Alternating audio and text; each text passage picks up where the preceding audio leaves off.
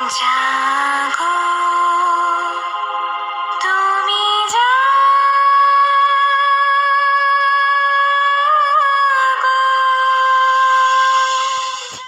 দেখতেই পাচ্ছ এখানে কিন্তু সবকটা কিন্তু বড় বড় হাইটের কিন্তু ঠাকুর, প্রত্যেকটা কিন্তু 13 ফুট 12 ফুট 11 ফুট 10। করোনা শুটটা এমনই ভয়ঙ্কর হয়েছিল, সেটা আমার ফান পেজে যায়। তখন আইপিএল খেলা ছিল দুবাইতে, শাহরুখ খানের ছোট করে করোনা শুট, এই শিল্পীতে একটা বাইক নিতেই হবে।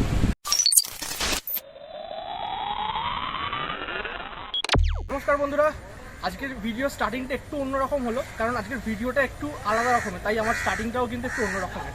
তো আমি অন্যান্য ভিডিওতে বলে থাকি অনেক কথা, কিন্তু আজকে শুরুতে সেই কথা বলবো না, সরাসরি টপিকে আসবে। আর আমি কিন্তু অ্যাকচুয়ালি ফেস্টিভ্যালে থাকি আর সবসময় তোমাদের আনন্দে মজায় ফেস্টিভ্যালে ডাকার চেষ্টা করি। সেই কারণেই কিন্তু আমি আজকে কুমোরটুলিতে তো এসেছি, কিন্তু কুমোরটুলির কিন্তু যেই ভিডিওগুলো আমি করে থাকি বা যেই ভিডিওগুলো তোমরা সচরাচর আমার চ্যানেলে দেখে থাকো, সেই রকম কিন্তু ভিডিও এটা নয়, যেটা তোমরা টাইটেলের থাম্বনেল দেখে কিন্তু এতক্ষণে তো বুঝেই গেছো।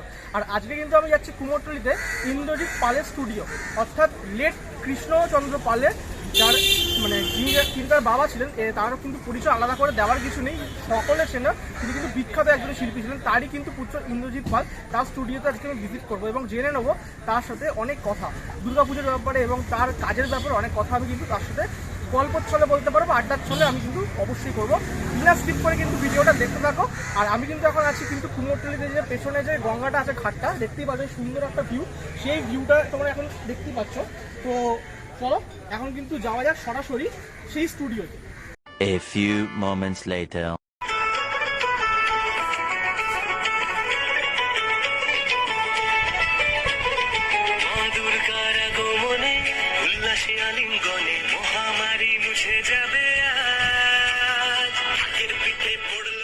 তো বন্ধুরা, আমি কিন্তু একদম চলে এসেছি কুমোরটুলির ভেতরে, আর আমি কিন্তু এখন বসে আছি সুন্দর একটা স্টুডিওর ভিতরে। তোমরা কিন্তু দেখতেই পাচ্ছ, সেটা আমি একটু পরে আরো ভালো করে দেখাচ্ছি। আর আমি কিন্তু আছি ইন্দ্রজিৎ পালের স্টুডিওতে, আরো স্পেসিফিকভাবে বললাম। তো পেছনে দেখতে পাচ্ছ কিছু ঠাকুরের মূর্তি ওখান থেকে দেখা যাচ্ছে, সেটা তো অবশ্যই তোমাদেরকে একটু পরে দেখাবো। তার আগে কিন্তু পরিচয় করিয়ে দিই ইন্দ্রজিৎ দার সাথে। এই যে আমার পাশে দাঁড়িয়ে আছে, সরি আমার পাশে বসে আছে ইন্দ্রজিৎ দা। তো ইন্দ্রজিৎ দা কেমন আছো? এখন ঠিকই আছি, কাজের চাপ বাড়ছে, টেনশনও বাড়ছে, কম্পিটিশন আছে। যতক্ষণ না পর্যন্ত স্টেজে গিয়ে তাদের ব্যাকগ্রাউন্ডটা সাজিয়ে দিয়ে তাদের স্যাটিসফাই না করা পর্যন্ত ততদিন তো টেনশন থাকবে। একদম একদম। আর মোটামুটি তো পুজোর 1.5 মাস প্রায় বাকি আছে। তো কেমন কি কাজ চলছে? বায়না তো নিশ্চয়ই পেয়েছে। মানে আগের 2 বছর যা গেছে ওটা ভুলে যাও, কিন্তু এবার যা বুকিং হয়েছে মোটামুটি ঠিক আছে। আচ্ছা, মোটামুটি কি সংখ্যাটা বলা যাবে? না, সংখ্যাটা না, 2019-এ যে দামটা আমরা পেয়েছিলাম সেটাই পেয়েছি। আচ্ছা, বাট র মেটেরিয়ালসের দাম মারাত্মক বেড়ে গেছে, মানে সব কিছু, মানে একটা দুর্গা ঠাকুর বানাতে গেলে যতগুলো র মেটেরিয়ালস লাগে, একটা জিনিসও নেই দামটা কমেছে, সব বেড়ে গেছে। কিন্তু সেই অনুপাতে কিন্তু আমরা ঠাকুরটা বাড়াতে পারিনি। তবুও এই শিল্পটাকে আমরা খুব ভালোবাসি, যার জন্য মাও আমাদের দিকে তাকায়। কেননা এই কাজ করে আমি বলবো না যে কেউ মানে না খেয়ে আছে, সবাই কিন্তু খেয়ে আছে, ঠিক আছে। অন্যটা তাদের জোগাড় হয়ে যাচ্ছে, মায়ের জোগাড় করে দিচ্ছে, যেহেতু মায়ের মধ্যেই আমরা রয়েছি, সারাদিন মাকেই সৃষ্টি করছি। তোমাদের কাজটা খুবই মানে আমাদের কাজটা যেটা আছে আমি পরিষ্কার করে বলি, সেটা হচ্ছে ভাঙা করার খেলা। একদিকে যেমন ভেঙে পড়ছে গঙ্গায় ভাষণ, সেই গঙ্গা থেকেই কিন্তু আবার মাটি উঠে আসছে, সেই মাটি দিয়ে আবার কিন্তু নেক্সট ইয়ার আবার সেই তৈরি হচ্ছে। আমাদের এটা হচ্ছে ভাঙা গড়ার খেলা, সবটাই তোমাদের হাত থেকে। হ্যাঁ, যখন মা বেরিয়ে যায়, এখন মাগুলো পরপর সাজানো আছে, ভালো লাগে। যখন ঘরটা ফাঁকা হয়ে যায়, সবাই চলে যায়, মানে যেটা আমাদের বাড়িতে লাইফে যেগুলো হয়, বাড়ি থেকে সবাই বাইরে ঘুরতে চলে গেছে, আমি বাড়িতে একা রয়েছি, খারাপ লাগে, মনটা খারাপ, ওরা ঘুরছে আমি একা। সেই রকম আমাদের যখন মায়েরা সব চলে যায়, তখন মনে করি আরে এই জায়গাটাতে আমার এই মা ছিল, ওই জায়গাটা ওই মা ছিল, মনে পড়ে। কিন্তু পুরো ফাঁকা হয়ে গেলে মনটা যেন কেমন লাগে। তারপর যখন পুজো শুরু হয়ে যায়, তখন মনটা আবার চাঙ্গা দিয়ে একদম একদম। আর পুজো আস্তে আস্তে এটাই একটা বড় ব্যাপার, এই যে পুজো আস্তে আস্তে এটাই ব্যাপার। তোমাদের কাছে তো পুজো আস্তে আস্তে এটা খুব ভালো ব্যাপার, কিন্তু আমাদের কাছে এই পুজো আসছে মানে টেনশন আসে, মানে মাকে কিভাবে সাজাও। সবাই তো বলে আমরা প্রাইজ পাবো, তো আমরা প্রাইজের আশায় সবাই। বাবার নাম হচ্ছে কৃষ্ণ পাল, খুবই ফেমাস। ফেমাস মানে যখন পার্টিশনের সময় যখন দাদুর হাত ধরে বাবা কলকাতায় যখন এলো, তখন বাবার বয়স 10। তারপরে বাবা যখন একটু বড় হলো, তারপরে পড়াশোনা করছিল, একটু বড় হলো, তারপর কোমর থেকে দাদুর সঙ্গে দাদুকে সহযোগিতা করতে শুরু করলো। তারপরে বাবা এমন একটা জায়গায় চলে গেল যে কলকাতার সবচেয়ে সেরা সেরা ঠাকুর, মানে সবচেয়ে বিখ্যাত ঠাকুরগুলো তখন আমার বাবাই করতো। এটার নামগুলো যদি বলো, মেনশন করো। কয়েকটা যেমন দড়িবাড়ি সার্বজনীন, কলেজ স্কোয়ার, তারপর হচ্ছে বিনিয়াটলা, আইডিটলা, কুমোরটুলি পার্ক, কুমোরটুলি সার্বজনীন, সব প্রথম সারির ঠাকুর। প্রথম সারির ঠাকুর, মানে আরো আছে, আরো সমাজসেবীর সংঘ, আচ্ছা আচ্ছা, বাদামতলা আসার সংঘ, সাউথে, তারপর 66 পল্লী, যেগুলো এখন বিখ্যাত, এগুলো সব বাবা 25 বছর, 20 বছর, 15 বছর এরকম ঠাকুর তাদের দিয়েছে। তো তোমরা কিন্তু শুনতেই পেলে ওনার বাবার কথা। তো মোটামুটি তারই কিন্তু উনি পুত্র, তো তার হাত ধরে যে একটা সুন্দর ঠাকুর হবে সেটাই কিন্তু মানে বলাই বাহুল্য। তো এবছর কতগুলো মোটামুটি বড় ক্লাবের কাজ করছে? এবার মোটামুটি সবাই বলে, সবাই তাই না? সবাই সবাই। আচ্ছা আচ্ছা। তো মোটামুটি মেনশন আমি করতে বলছি না, সবাই সবাই অবশ্যই অবশ্যই। আর মোটামুটি কাজ কি কতদূর চলছে এখন? এখন দুর্গা ঠাকুর মোটামুটি মাটির কাজ কমপ্লিটের দিকে, এবার সাইড থেকে হচ্ছে, তর বাজছে, কোথায় মাটি হচ্ছে, কোথায় কাপড় মারা হচ্ছে, গায়ে যে কাপড়টা মারা হয়, ন্যাকড়া যেটা মারা হবে সেটা মারা হচ্ছে, সব মিলিয়ে কাজ হচ্ছে। তো অবশ্যই এই ইন্টারভিউর পরে তো তোমাদেরকে দেখাবোই ঠাকুরগুলো। আর মোটামুটি তুমি কিরকম হাইটের ঠাকুর ভালোবাসো করতে? ঠাকুর তো অনেক রকম করতে আমি হয়। সব রকমই ভালোবাসি। এবার যেমন বড় ঠাকুরের 13 ফুটের ঠাকুরের অর্ডার দিয়েছি, 13 ফুটের ঠাকুর করেছি। 11 ফুটটা আমার ঘরে চলে, 11 ফুট তো আছে। তারপরে কেউ বলে ছোটদের ভালো হয় 9 ফুট, 9.5 ফুট, এই দিয়েছি আমি। করেছিলাম 2 বছর, করোনার জন্য পুজো হবে কিনা সেটা জানতাম না, সবাই ছোট ছোট করেছিল। এইবার সব জেগে উঠেছে আর 2019-এর ফর্মে চলে গেছে, একে অপরকে টেক্কা দিচ্ছে। এবার টেক্কা দিচ্ছে। একদম একদম। আচ্ছা, তুমি প্রতিমা শিল্পী, তোমার চোখ দিয়ে তুমি প্রতিমা দেখো এবং সেটা আমাদের থেকে অনেক বেশি তুমি ভালো বুঝবে। কিন্তু তুমি যখন একটা প্রতিমা তৈরি করো, সেটা সব থেকে বেশি কোন জায়গাটাকে গুরুত্ব দাও? তার চোখ, তার মুখ, নাকি চালা, কোনটাকে? অবভিয়াসলি চোখ আর চালার দিকে হচ্ছে মুখ। কারণ মুখ এই কারণেই, যখন অডিয়েন্স যখন ঠাকুর দেখতে যায়, অডিয়েন্সের মায়ের মুখটা একদম একদম মাতৃরূপ। মাতৃরূপ যেটাকে বলে, মায়ের মুখটা দেখে যদি বলে বাহ মায়ের মুখটা তো খুব সুন্দর, ওই যে সুন্দর বললো, পুরো ব্যাপারটাই তখন সুন্দর হয়ে যায়। মায়ের মুখ যদি ভালো না হয়, তাহলে দেখবে তুমি যতই ভালো করো, যতই সুন্দর প্যান্ডেল হোক, মায়ের মুখ দেখার পরে দেখে তোমার আর কোনো কিছুই ভালো লাগবে না।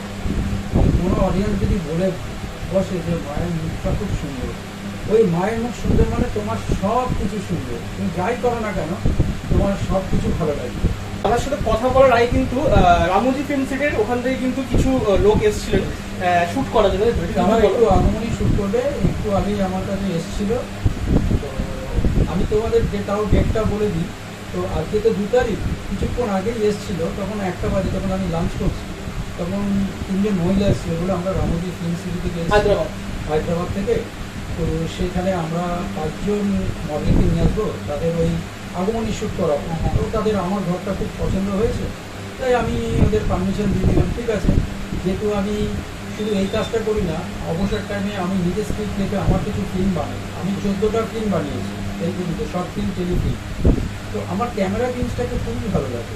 তোমার কত বছর থেকে তুমি এই কাজ করছো মোটামুটি? আমি স্কুল লাইফ থেকেই এসে একটু রং টং করতাম, কলেজ লাইফও তাই করতাম, তারপরে এখানে ঢুকে গেছি। মোটামুটি তাও কত বাবা বছর? 2004-এ চোখ বন্ধ করলো, তারপর থেকে পুরোপুরি ইনভলভ হয়ে গেলাম। পুরোপুরি তোমার ঘরে দায়িত্বটা পড়ে গেল। আচ্ছা, তো আর একটা কথা আমি তোমাকে কিন্তু ইনফরমেশনটা দিয়ে দিই। দাদা কিন্তু যখন করোনা আমাদের 2-1 বছর আগে 2 বছর ছিল, তখন কিন্তু 20 থেকে, তখন কিন্তু করোনা শুট যে বিখ্যাত হয়েছিল, খুব ফেমাস, প্রচন্ড লোক দেখেছিল, প্রচুর লোক বাইরে দেখেছিল, সেই এই নিয়ে দাদাই কিন্তু বানিয়েছিল। তো সেই ব্যাপারে যদি একটুখানি বলো। হ্যাঁ, করোনা শুরু, আমি যখন নাকি বাড়িতে 3 মাস লকডাউনের 2020 বলছি, লকডাউনে বসে আছি বাড়িতে, তখন তো নিউজগুলো দেখতাম, নিউজে দেখতাম করোনার যে সিম্বলগুলো, ওগুলো আমার মাথায় একটা কাটা ফলের মতো, কাটা ফলের মতো ঘুরপাক খাচ্ছে। করোনা, ঠিক আছে, করোনা থেকে করোনা শুরু করলে কেমন হয়। আমি একটা ক্লাবকে ফোন করলাম, তো ওরা আমার বাড়িতে এলো লকডাউনের সময়। সালটা একটু বলো। এটা 2020, যখন মোদিজি লকডাউন ডেকেছে, সেই সময় তারা এসছে, আমাকে গাড়ি করে নিয়ে গেল। রাস্তার মাঝখানে অবশ্য পুলিশও ধরেছিল, আমি কিছু বলতে হয়েছে। তারপরে ক্লাবে সবাই 5 ফিট দূরত্ব বসে আমিও আমার মাস্ক ছিল, সব কিছু ছিল, প্রোটোকল মেনে। প্রোটোকল মেনেই কাজটা করেছিলাম। তবে ওদেরকে আমি আমার কনসেপ্টটা বললাম। তো বলার পর আমি ঠাকুরটা যখন আমার লকডাউন 3 মাস পর খুলে গেল, তখন আমি ঠাকুরটা তৈরি করি। সেই করোনা শ্যুটটা এমনই ভয়ঙ্কর হয়েছিল, সেটা আমার ফান পেতে যায়। তখন আইপিএল খেলা ছিল দুবাইতে, শাহরুখ খানের ছোটো খেলে করোনা শ্যুট, এই শিল্পীতে একটা বাইক নিতেই হবে। তখন টাইমস অফ ইন্ডিয়া থেকে আমার ফোন নাম্বারটা পায়, হঠাৎ KKR থেকে আমার ফোন আসে যে আমরা KKR franchise? হ্যাঁ হ্যাঁ। তো সেখান থেকে আমার একটা ওরা পারমিশন নিয়েছে, বলে সিও যতক্ষণ না আর শাহরুখ যতক্ষণ না শুরুতে আমাদের করতে বলছে ততদিন আমরা করতে আসতে পারছি না। আমি আপনাদের জানাবো, কিন্তু আপনি করোনা শ্যুট করছেন, আমরা আসবো। তো আমি বললাম যদি আসতেই হয়, তোমরা যদি একটু লেট করে আসো তাহলে আমি কালারটা করে ফেলবো। তো কালারটা করার পর তারা দেখলাম ফোন করলো যে আজকে আমরা আসবো। ঠিক আছে, আমিও রেডি আছি। তাই এলো, ক্যামেরা দিয়ে শ্যুট হলো 4.5 মিনিটে 2000। সেটাকে দেখলাম শুভ বিজয়াটা ওটা আমাকে দিয়েই শেষটা করলো। 2020-তে পঞ্চমী, ষষ্ঠী, সপ্তমী, অষ্টমী, নবমী এটা আইপিএল যারা খেলেছিল তাদেরকে দিয়ে করিয়েছে। এবার দশমীটা আমাকে দিয়ে করিয়েছে। বিজয়া দশমী বলে IPL Vijaya Dashami Kumortuli corona shoot লিখলে পরে তোমরা আমার এই পেজের সামনে পেজে আমাকে লিখতে পারো। তুমি যখন তোমার পেজের কথাটা বললে, পেজটা একটু মেনশন করে দাও, আর প্লাস তোমার যে ইউটিউব চ্যানেলটা আছে সেটার নামটা একটু লিখে দাও। আমার ইউটিউব চ্যানেল নাম, আমি তো অনেক শর্ট ফিল্ম করেছি, আমার ইউটিউবে শ্রীকৃষ্ণ ফিল্মস ইন্দ্রজিৎ পাল। আচ্ছা, আর পেজের নামটা একটু বলে দাও, যেটা পেজ সার্চ করলে ওটা একটু বলে দাও। ওই তো শ্রীকৃষ্ণ ফিল্মস Same, ইন্দ্রজিৎ পাল, same. ওইটাতেই ওটা যখনই মারবে শুধু শ্রীকৃষ্ণ ফিল্ম লিখলে চলবে না, আচ্ছা। কারণ শ্রীকৃষ্ণ ফিল্ম লিখলে অনেক একদম একদম। ইন্দ্রজিৎ পাল কুমোরটুলি যদি লিখে দাও তাহলে পুরোপুরি চলে আসবে। তোমরা কিন্তু শুনতেই পেলে, তোমরা যদি স্পেশালি দেখতে চাও এই ভিডিওটা ছাড়াও, তো সেগুলো কিন্তু সার্চ করে তোমরা কিন্তু দেখতে পারো। আমার অনেক ভিডিও আছে ওখানে, যেগুলো দেখতে পাবে।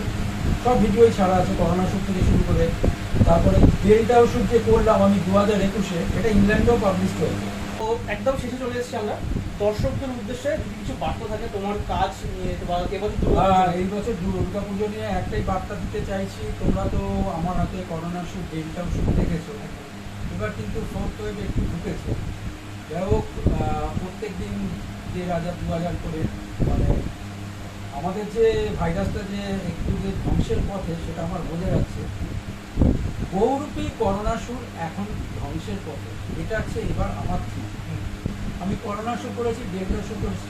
এই ঠাকুরের মধ্যে তোমরা করোনা শ্যুট দেখতে পাবে, ডেল্টা শ্যুট দেখতে পাবে। এই যে ফোর্থ ওয়েভ, আমি নাম দিয়েছি ভাইরাস, সে হচ্ছে পালাচ্ছে, মাতো কৃষ্ণকে থেকে মেরে রেখেছে।